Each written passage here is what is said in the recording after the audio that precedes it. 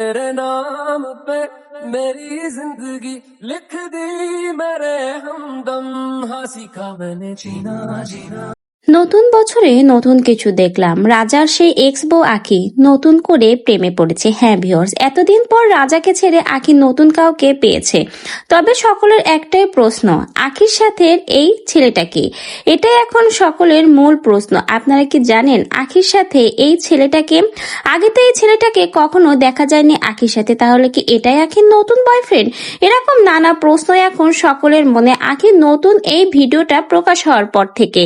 রাজার সাথে আখির ডিভোর্স হওয়ার পর কিন্তু আখি একাই ছিল। অন্যদিকে রাজা, সে তো ডিভোর্স দিতে না দিতেই নতুন আরেকজনকে নিয়ে সংসার পেতেছে, ভেবলি মৌসুমী।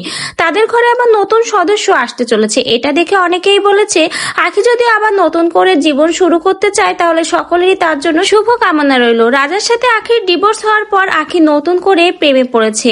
রাজা আগেই বিয়ে করে নিয়েছে, আর এখন যদি আখি নতুন করে জীবন শুরু করতে চায় সেখানে তো কোনো বাধাই দেখি না।